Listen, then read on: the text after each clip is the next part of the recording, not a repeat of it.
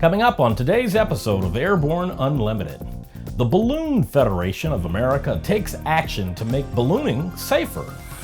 Gamma applauds certification streamlining initiative. A-10 pilots grounded after a buzz job.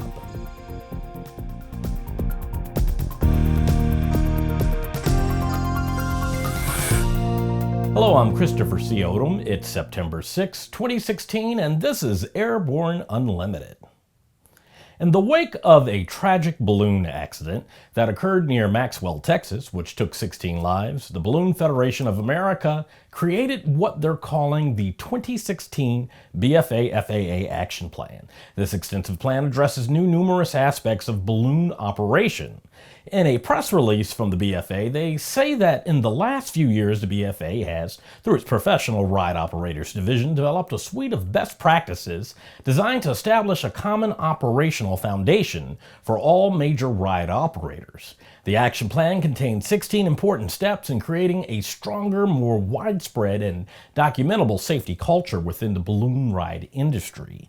Key parts of this plan are a much closer alliance between industry and the FAA, a comprehensive education program for operators, an awareness program for the general public, and the adoption of best practices, including a well-defined operations manual. The extensive action plan lists both short-term goals and long-term planning. Gamma issued a statement welcoming the publication of a collaboration strategy by authorities in the world's 4 leading states of design to streamline the certification process among the regulatory agencies.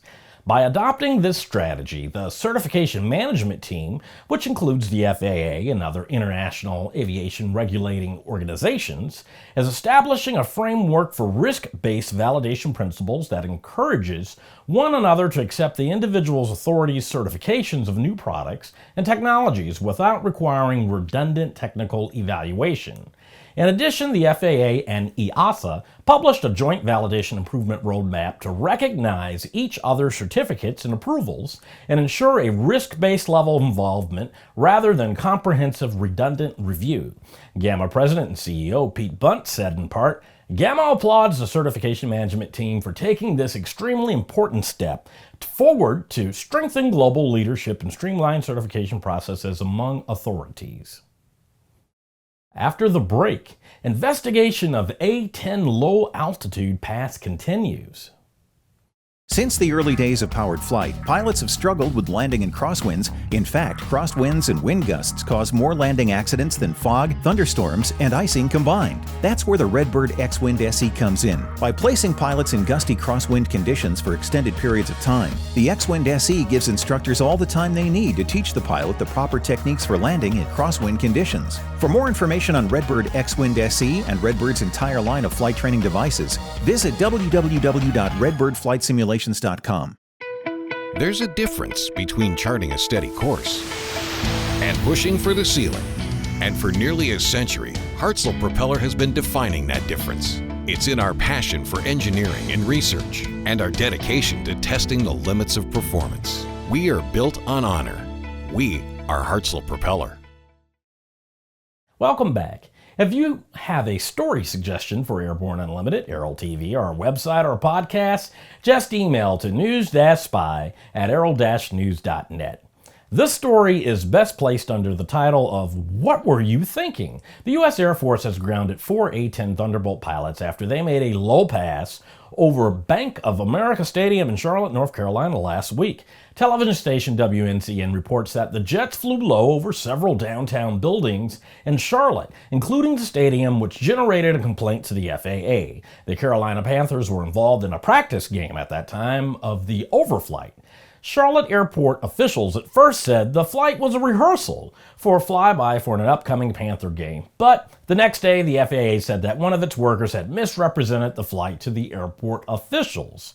The Air Force has restricted the flight duties of the pilots involved until an investigation can be completed. Every Tuesday, we look ahead at some of the more interesting events in the aviation universe. Here's this week's Aero-Calendar.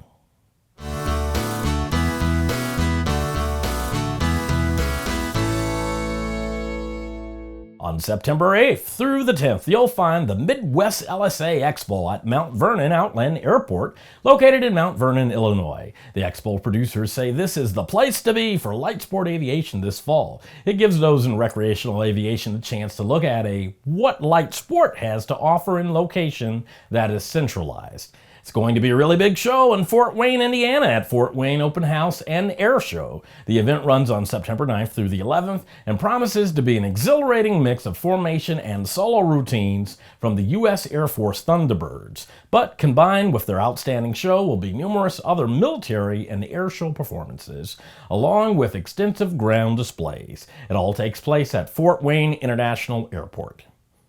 Naval Air Station Oceana in Virginia Beach, Virginia is holding their NAS Oceana Air Show on the weekend of September 9th through 11th. Held in September of each year, this show draws more than 280,000 visitors from 25 states and 12 countries over the 3-day event that is recognized as the Navy's largest open house in North America. Obviously, the Navy Blue Angels will be on hand, and there is so much more. This coming weekend is jam-packed with the air events, and that includes the Reading Air Fest being held at the Reading Regional Airport in Pennsylvania. This Reading Air Fest is touted as being a heart-pounding, death-defying, old-style, barnstorming air show that you have to see to believe. It will have lots of performers, which even included Wing Walker, and along with the air show, they say also include a classic car event. After these messages, delivery of the Lily drone delayed again. Sandia introduces the new SAI 340 Quattro TSO'd airspeed, attitude, altitude, and slip. With integral backup battery, safety never looked so good. See it now at www.sandia.aero. Concorde's recombinant gas RG series sealed battery technology produces a high-performance battery with the advantages of being pre-tested and fully charged at the factory. Find out more about Concorde's entire line of batteries at www.concordebattery.com. Concorde, the heart of your aircraft. The aviation industry is full of news, and we're summarizing a few of those other great stories in a brief segment we call Around the Patch.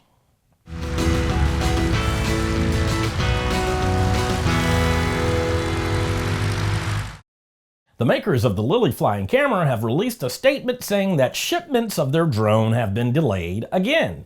The company says all United States pre-orders will ship between December this year and January next year. The newly established Drone Advisory Committee will hold its inaugural meeting on September 16th.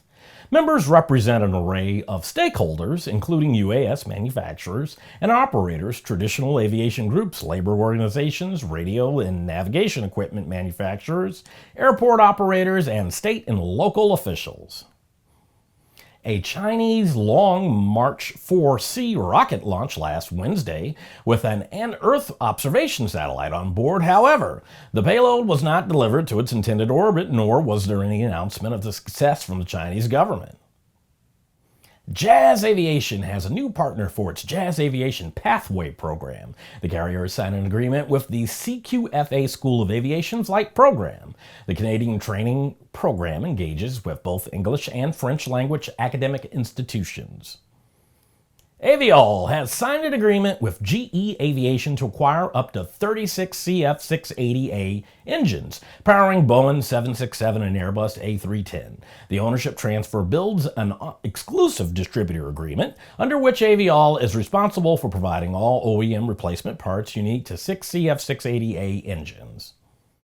Well, that's it for today's trip around the patch. Now let's get back on to the rest of the news.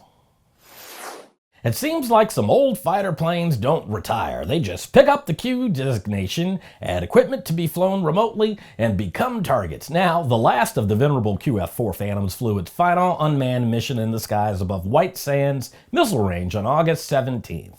During the flight, the unmanned aircraft served its primary mission as an aerial target and was shot down by an F-35 Lightning II from Edwards Air Force Base in California. Lieutenant Colonel Ronald King, the 82nd Aerial Target Squadron Detachment 1 commander, said in part, "Our mission is to provide those airplanes as targets for our Department of Defense and foreign military sales customers to test the next generation of weapons."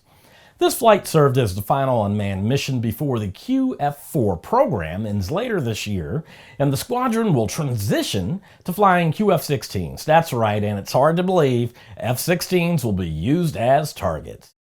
Well, that's it for our program today. Remember that Airborne Unlimited is streamed daily Monday through Friday with additional breaking news bulletins for important stories that fall outside of our normal deadlines. If you're watching us on YouTube, please subscribe and do check us out on Facebook and Twitter. Get comprehensive real-time 24/7 coverage of the latest aviation and aerospace stories anytime at aero-news.net. Keep flying. We'll see you tomorrow.